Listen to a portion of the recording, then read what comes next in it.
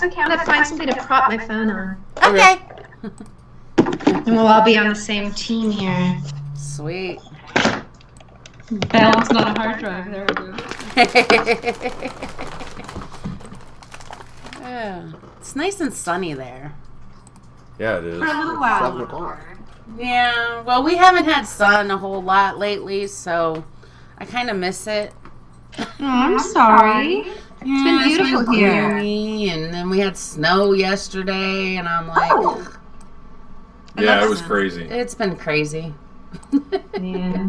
I love that though. I love the weather because we're pretty much most of the time we just have nice weather here.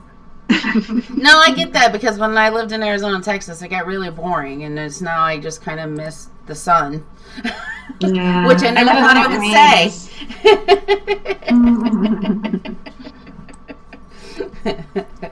All right, so on the line with us now, or on the show with us right now, is one of our favorite people of all time. This is her third appearance with us. This is Tracey Birdsall. Hello. How the hell are you, Tracey? I'm fantastic.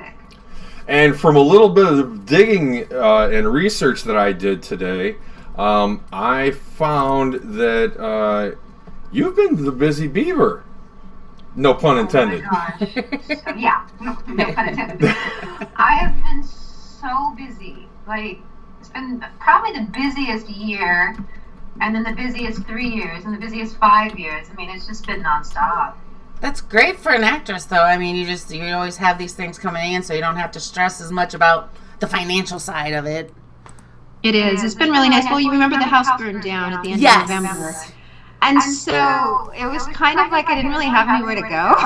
Right? That was And sad. so I was camping at my daughter's condo and stuff, and then it's just like, so then you just, if you get an opportunity, that comes to the hotel room.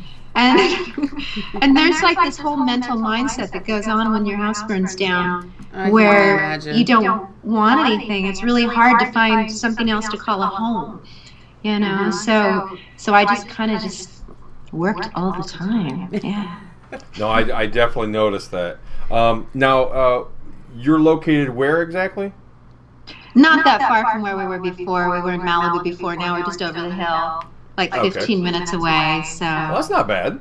I still have a lovely dirt lot out there. I was going to ask, have you been able to make any progress on rebuilding or anything like that? No, and the thing is I don't know that I want a big house again. So I'm like really in between things. Like, what do you want? What do you need in life? When traveling so much, it changes your psyche on what you want to manage and take care of, or do you just want to work? And I love working, so. Okay, a rather interesting question we have from the chat room is from Lovely Weird. She says, does the Real Housewives franchise in California make you cringe like it does the rest of us in the U.S.? That's a really tricky question because I actually know a couple of people. Oh! Nice. But that said, I won't watch it. Yeah. I don't watch it either. No, it's just not my thing. I think I spend a lot of time trying to be the opposite of that. Yeah. Yeah. Absolutely. Yeah. Yeah, they're Sorry. That's all good. Sorry to my friends. We won't tell them. Don't mind my dog that's barking for no reason. Toodles. Ruffles. Toodles? Yeah, that's her Toodles. name. Yeah, Toodles. Okay, that's adorable. Yeah. Yeah, she's about 80 pounds of complete annoyedness. And she thinks she's a lap dog. Aww. All right, so a couple more she's questions we have here is, what's your favorite fast food or just food in general? Well, I haven't been out of the house except for to take a walk in 30 days. Right? Wow.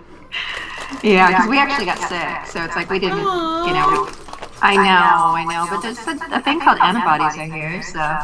That's good. Antibodies are great. Yeah, that's what I think. My favorite foods I don't really eat. My favorite foods are ice cream and stuff like that. Oh. But I love to cook. Like, I love to make cheesecake. I make the best New York cheesecake known to man. Wow. I love to bake I love to bake bread. I make this breakfast bread with like nuts and seeds and raisins and dates and but I don't eat that either. I make it for everybody else.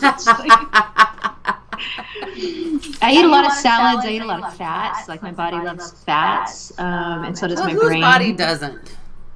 Yeah, well, some people like carbs. I like fats. You go one way or the other. There is that. Yeah, and a lot of protein, more protein than I want. But yeah. All right, so we are just dying to find out when Time War is going to be released. Time War has been a real time conundrum. Yeah. It started out, as you know, as a much smaller project than it became. Yes. So a finished hour and a half is now well over 6. Oh. Wow. And it's gone from 3 countries to 13 countries. And 13. We actually did that in a matter of just a few months. Holy crap. And it is so epic and so huge. But my favorite thing is that we're in post while we're in quarantine. So I would guess, 6 months, something like that. Right about when all the channels are looking and hungry for new products because nobody's been filming is right about when we're going to be done. Yeah, gotcha. All right. One of the questions from the chat room is, what's Time War? And I didn't mention that ahead of time. So if you would like to describe what Time War is. We get new listeners. The Time War is a time travel film. And it's basically about Adolf Hitler experimenting with genetic testing, which he really did, in order to rewrite time because he has a messiah complex. And my character is his daughter. And she also, there's a lot of time travel, so there's a lot of different versions of my character throughout time. And she basically is gonna, she's his main enemy, but at the same time, she ends up with a few messed up things about her too. So it's a fascinating project. It's something that the director, Neil Johnson, had wanted to make for like 15 years, and it was a much smaller idea back then, but it's his pet project. Mm-hmm. And he just kept bringing material out and going, and now we're going to do this, and now we're going to do that. And if you watched a series and one of these things happened in it, you would be like, think of that series forever, and you'd be like, oh my gosh, I can't believe they did that. Mm-hmm. But there's like 3 or 4 of these things in every episode. It's like, oh, jeez.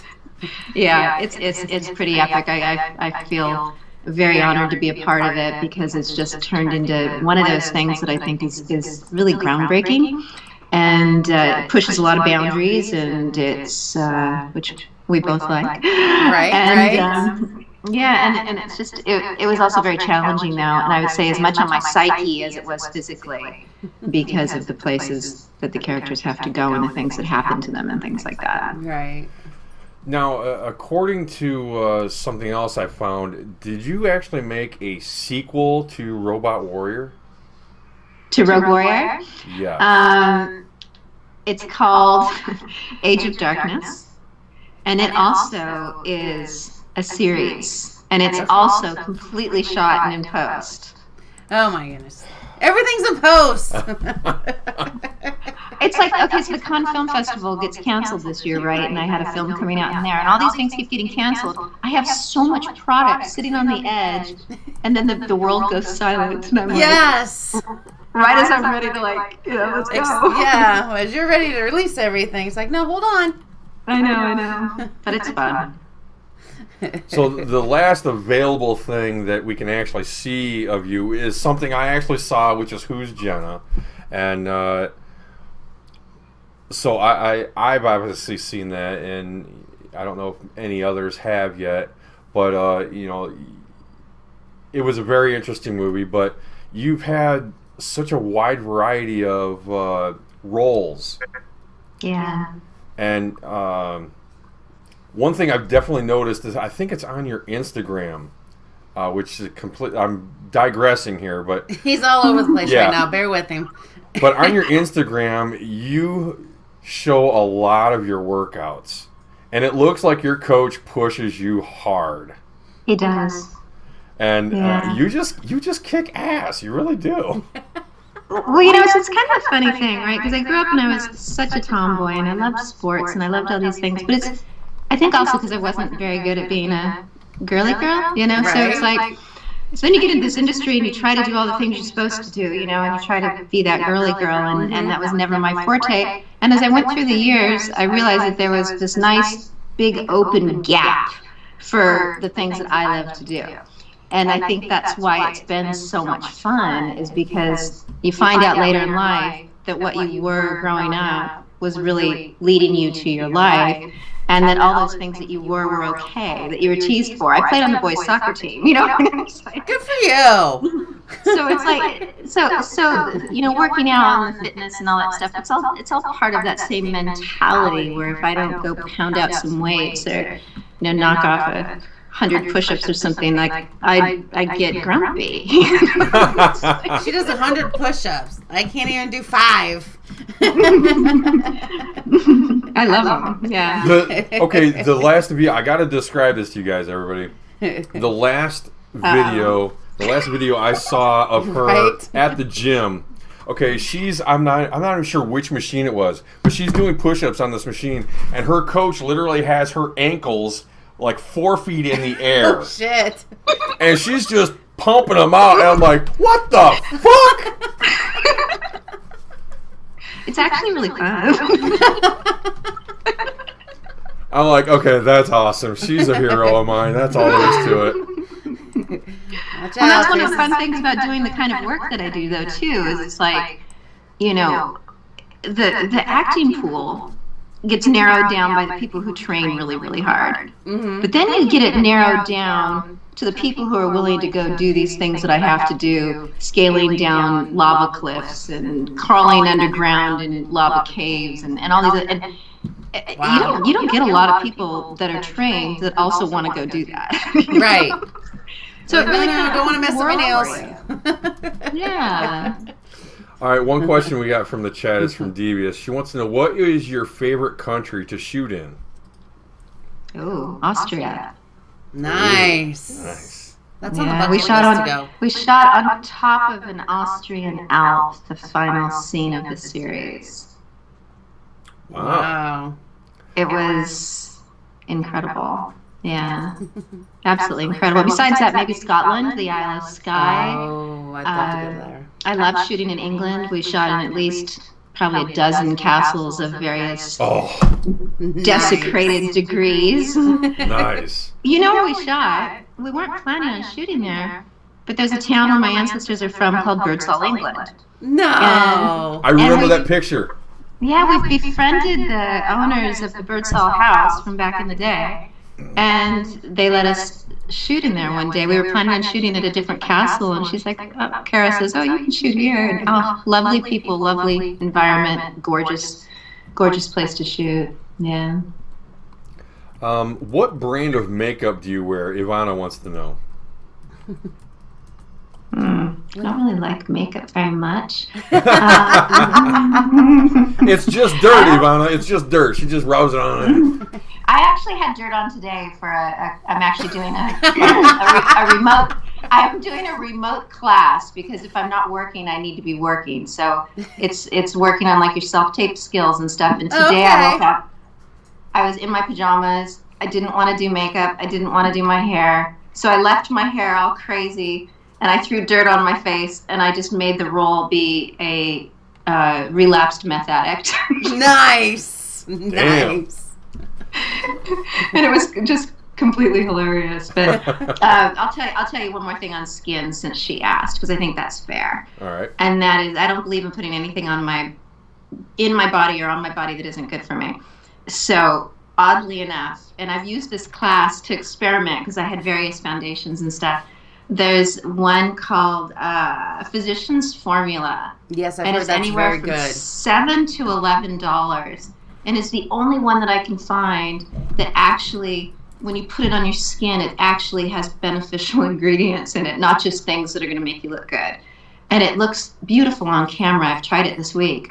And it's funny 'cause it's, literally $7 to $11, but Yeah. I hate the container it comes in, so I need to get like a ketchup squeezer or something for it. Nice. Yeah. Okay. Elle wants to know, what actor or actress was the worst acting experience with? Oh, I can't say that. That would be mean. Okay, no, that is a fair point. That is a fair You don't point. have to name the actress, but if you want to describe the situation, if you're not comfortable with that, that's fine too. No, let's that's cool. just say that. Let's just say that I've had a couple of times in my life, maybe 3, where somebody showed up on set with Botox, Ooh. and our cues as actors aren't so much the lines as they are the little motions in the face and the little quivers, The and we feed off of that. That's where we get our chemistry. And so I would say any opportunity that I've had where I knew the actor before I showed up on set, and then they showed up and they were more focused on that they looked good. And it happens with both men and women, and it's horrible. Yeah. No, I can see that. Because the Botox just kind of like paralyzes everything, and there's no way to react to that. There's a couple really big blockbuster movies that, they have the same thing. They're usually, just to try and keep it vague, superhero movies. And where a couple of the guys have done the same thing. And I know exactly what it is. But it's like, oh, that's so not fair to the people you're working with. And to your audience. Your audience wants to see you feel things, not just hear you say things. Yeah, exactly. Okay, is there a project that is currently filming that you are allowed to talk about? I have literally, like a week before lockdown, which was a month ago, Right. I actually wrapped every single thing I was working on. It's amazing. Okay, That's perfect timing. then this source is not up to date. Okay. So well, do you they probably haven't had a chance to update it because everybody's on lockdown. That's true too. So do you have any projects that you are going to be launching or starting after this lockdown lifts? It's every time I turn around, there's another project. So it's just finding the right projects. Like for me, they're lives that I want to live.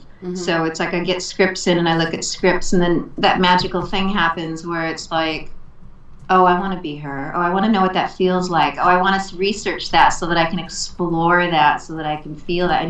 And so right now I don't have something on my desk that I feel that way about, but I'm reading things all the time, trying to find that magical, oh, I want to do that. Because there's just nothing that I enjoy more than bringing characters to life, but you have to get a good character. So sometimes there's a script that I did, and it's this film that was supposed to be playing at Con Hotel Underground. And I know the director, I've worked with him before, and he's like, wanted me to do it. And I'm like, okay, can I give her a bigger arc? Like, I don't want to change your words at all, but can I do this? Can I do that? Can she have a little PTSD from that? And then she turned into this like amazing character. So sometimes you have to read between the lines and have a conversation, not just say no. Sometimes you have to be like, oh, well, if she's interesting to watch, then of course I'd want to do that. Do you know what I mean? No, absolutely. Yeah. So ad-libbing is... I know some of the bigger name actors can get away with it, and it's encouraged or whatever. I mean, I didn't know if maybe that was acceptable for all actors. To try to kind of ad-lib a character that, a producer or director has written. I absolutely hate it. Like, it's not that I can't do it. It's not, you mean improv. It's just that if a project is really good, then the script is going to be really good. Then everybody's going to know their script. And if everybody starts doing that, it just gets so complicated. That said, I do like to tag everything. Like, if the scene's ending, I'll throw something in there every now and then, but I'll give it a pause so that they can edit it off if they want to, just because that's fun. And sometimes you think it's something clever, but I actually think that the screenwriters, that it's a disservice to take a really nice piece of art. But there are places where the director will say, do you want to run with this for a minute? But for me, it's usually with emotions or with action. It's not so much having to do the words. Because to me, if the script's written well enough, they'll take out a lot of the lines sometimes in post on things that I do because my goal is always to show it on my face. So, because audiences don't always want to be told everything. And so my goal is to do the very best job that I can with the lines and with the expressing it, and then see how much I can get them to cut out in the verbiage. I just think it's fun. Nice. Not put in, but take out. You know what I mean? All right, another question from the chat room is, do you have a favorite actor or actress that you have worked with? I have a favorite actor that I haven't worked with, and then I have lots that I have worked with. Okay, who's the one you haven't worked with? Daniel Day-Lewis, all-time favorite. All-time favorite, yeah. Just because he can just really live and breathe his characters, and since that's what I like to do, I'm so inspired by him. There Will Be Blood, probably seen it 100 times. Yeah. Wow. Absolutely love it. Didn't you retire from acting? I don't know. I just love him. I don't know. I could just be making shit up. I heard he was excellent in Lincoln. Yeah, he was. And really obviously good in he's mainly. I mainly know him for what was it? Last of the Mohicans. I don't know. Yeah, he's just brilliant. You know, he's absolutely brilliant. So, I mean, a lot of people that I've worked with that I absolutely adore. It's funny because on Who's Jenna, I wanted to be Gary Pastor. I just love this man. I mean, Bill was amazing. We had great chemistry. But I wanted a scene with Gary Pastor, and they kept saying, "Oh, we'll write one in, and nobody ever did. So I was really sad because we've gotten to be really good friends, but we weren't actually in a scene together. But I think William Kircher and I probably have some of the best chemistry on camera. Oh, wow. Okay. Yeah. Now, I've seen in the movies that I've seen you in, I've seen that he's been your co-host, or not co-host? Co-star. Co-star. Yeah, they've been putting us opposite each other, and there's a lot more of that to come, but he's just very talented, and we have a very strong connection in that way. No, and that's awesome that you found someone that you can have that connection with on camera. Mm-hmm. Yeah, and I think Barry Corbin, who's a really good friend now too, and that was, that goes back 6 years now, but loved working opposite him, just loved it. And he actually is in the Time War too. Oh, wow. Nice. Yeah. So. All right, now here's a random question that I just thought of: is how bad do you want to cut Neil's hair? I don't. Geez, look how long mine's gotten. I know. I see that. It's so long. I don't know what's happening. I keep turning around and I think I have a bug on my low back. Nice. Be sure to register Hold on. Ignore this. Everybody gets to choose their own hairstyle. And I know you probably don't remember, but the last time you were on the show was my birthday 2 years ago. Oh. Yeah. See, I knew you wouldn't remember, and that's completely okay because you've been doing 100 million different things. But no, and that was a very special day. Not only was it my birthday, but it was the first time my son got to ask an interview question, and he was remember that. Yeah. See, okay, and he was all enamored with it. He's like, I don't know who this is, but I like it. He just turned 18, and no. Yeah, wow. Exactly. So his senior year got screwed up. Yeah, no kidding. But you know what? It probably also kept him out of trouble. That too. Yes. That too. So what else did you want to talk about? What else are you doing that we don't know about yet? Well, you know me. You'll know about everything. Then there's that. I'll give you a little piece of since it's next of the Time War information, and I'll tell you that I haven't counted, but I think I play about 30 different versions of myself. Wow. Okay, that sounds cool. That sounds really cool. It's so hard, but it was bet. so much fun. Yeah, and they're all different. They're all just completely different. So I sit there and I'm like, okay, which facial muscles am I going to emphasize for this one? How's this one going to stand? How's this one going to move? So that when you see them interacting together, that your mind buys it. But it's very exciting. I'm so excited to see this movie. We've been talking about this movie for a while. Yes, and I'm just very excited. Plus, it's about time travel. It's about Nazis. I mean, those are two very fascinating things. And the Nazis are only fascinating because of how people got sucked into that so quickly and so easily. Not so much of what they believed in and everything like that, but it was just the whole phenomenon of everybody being sucked into it. And there's a lot of science and history in this, in it too. It's like there's a lot of research done to bring in the things that he was really fascinated with, and to explore those things, so that you get the idea that this could have been an alternate reality of what could have actually happened. So it's kind of fascinating in that way. Oh, absolutely. Mm-hmm. I'm very much looking forward to this. Absolutely. So tell Neil to hurry up with post-production. Yeah, really. I know. It's kind of hard because everybody's not working right now. Right. So, yeah. Yeah, even the people that work from home aren't working, it seems like. No, I don't go back to work. I keep talking to people and they're telling me they're bored. And I'm like, I woke up yesterday to do my scene for this class that I'm doing, and then I had to study for an audition that I had to self-tape in the afternoon. And then I had another one that I had to self-tape last night, and I got it uploaded 20 minutes before the deadline. So it's like, I don't want to hear the word bored. Well, and see, this is where I have a problem with the whole thing. Is my job was considered essential, so it's like I haven't skipped a beat at all. No, everything's like fairly normal to him. I haven't missed a day of work. I haven't, so nothing has changed for me because I don't really go out a whole lot as it is, and so it's like I see all these other people, out of work complaining and bored and all this other stuff, and I'm just like, really, so my mindset is completely the opposite of most everybody else, and so I struggle with that aspect of it, but at the same time, I'm still doing all the other stuff I'm doing. So I am never bored. Never. I'm not either. I think if anything, I'm working harder right now than I am a lot of the times when we're not on lockdown, just because I have no excuse not to, I'm doing virtual meetings, meeting people online, for my industry. And we have this wonderful opportunity where everybody's home. Yeah. And Nobody they want to connect. And it's like, it's like I got to get out of bed. I got to get online. I got to see who's in the room, so it's kind of exciting. No, there's definitely some advantages to this if you're willing to take advantage of them. I mean, like for me, I haven't worked since sometime in March. I don't even remember when the last time I worked, and I'm not going back till May 4th. And so my days just kind of all run together, and I'm still doing my schoolwork, and I'm cleaning the house. I'm bored of cleaning the house. I'm tired of cleaning the house. But I know, right?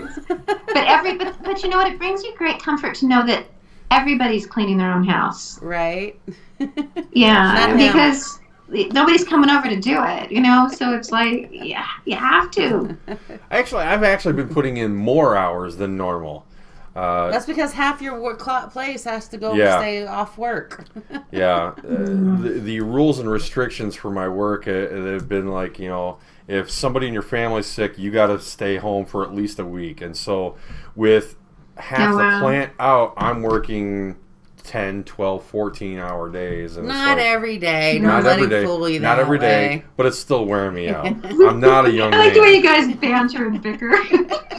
You'd think we were married or something. You'd think, wouldn't you? You would think. All right, so once again, everybody, we are talking to Tracey Birdsall, very talented actress. Absolutely. Can't wait for the Time War to come out.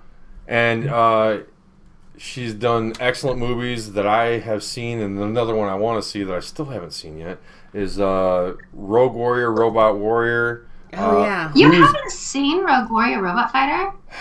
See, she's Are you serious? Yeah, he hasn't. He slacked off on that department. Hold on. I saw Who's Jenna. That's a start. It is, but Rogue Warrior Robot Fighter is like... No, I looked it up on Amazon one time, and I went to rent it, and I ended up passing out because I was drinking that night. Oh, you can't drink while you watch it. But no, that's definitely on the list. I'll get mad. Jenna's gonna get mad. No, after I watch it though, I'm definitely going to tweet you. I'll be like, all right, here's what I saw. Here's what you could do different. No, I'm not just kidding. That's funny. That's funny. He's gonna you sound like my father. Wow. Now I feel really old. No, because he'll say to me, he'll go, I'll show him, like, because I'm always taping stuff, and I'll send him over things just because it's fun, right? My mom passed a few years ago, so. Okay. And he'll go, well, that was really good, but. I'm like, really? Everybody else is like, oh my God, that was amazing. My dad's like, but. But. There's always that but. But that's he always wants me to be better, and that's part of the driving force, you know. Absolutely. You always want your kids to do better than what you did. Absolutely. My dad was pretty successful. Yeah. My dad's the one who got me into robotics, which is what appealed to me so much about Rogue Warrior, because my dad ran the largest power electronics convention in the world. Oh, wow. Nice. So I grew up going to these conventions as a little kid and seeing all the robotics, and I got to see one of the factories that actually a woman ran. And nice. I was like 9. Yeah, and so it's like, yeah, it's pretty cool. That is pretty cool, because that's actually some pretty good things to kind of like look up to and realize women are out there doing these wonderful things, and you know, it's always a good thing. I think I was about 22 before I realized what everybody was talking about when they said life wasn't fair for women, because my dad was always like, Tracy, you can do whatever you want to do, be whatever you want to be. And so I didn't realize that there was this thing where we weren't supposed to or whatever back in the day.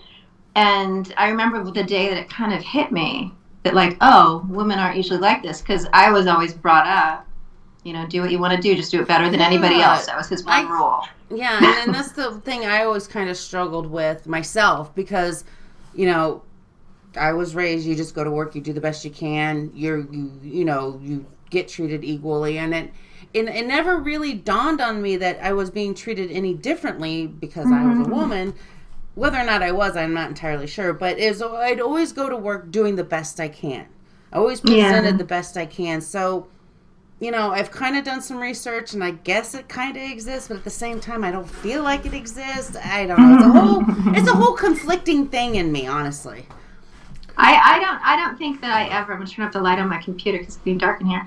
I don't think that I ever felt that I couldn't do something because I was a woman, even once I knew that that was actually a thing. Yeah. You know, I think I'm on the same page you are. Now, there's 2 roles I would love to see you in, and I want your opinion on this. One is like a criminal detective, and the other would be an assassin. Oh, I'd love to be an assassin. That would be so much fun. That would be so much fun. Hell yeah. Yeah. It really would. I got to tell you, I know it sounds bad, but in both of these series, well, in the Time War, a lot, but also in Age of Darkness, I get to kill and be killed a lot. Nice. And there's just something about it.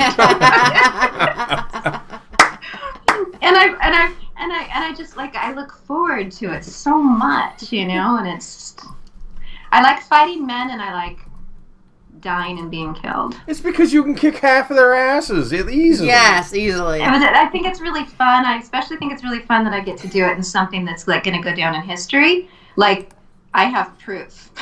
Absolutely. Absolutely. All right, once again, we are talking to the awesome Tracey Birdsall. Tracey, it has been awesome having you with us tonight. Always. No, it's been wonderful talking to you guys. It's been a while. Yes, absolutely. And, I mean, obviously, I keep in touch with you on Twitter every once in a while. I keep close tabs on you because you're one of our favorite people ever. Absolutely. Thank you. I love you guys, too. And if you could just do one thing before we cut you loose, if you could just say who you are and you're watching Hellcast Radio. Who you are, and I'm watching Hellcast Radio. Damn. I love it. She's the first one who's ever done that. We gotta definitely clip that one. You know, you gotta be quick. Yeah. Nope, yeah. You got it. Okay. That's awesome. I'm ready. Take 2. Take 2. No, wait. Hold on. Take 3. I'm Tracey Birdsall, and I'm watching Hellcast Radio. Yay! Well, you're watching, but okay, that works too. That works. You like that one? That was awesome. Oh, Tracey, thank you very much. Always Thank you for having me. Bye, everybody. Bye. You guys, you have a great night. Good night. Bye. You too. Bye.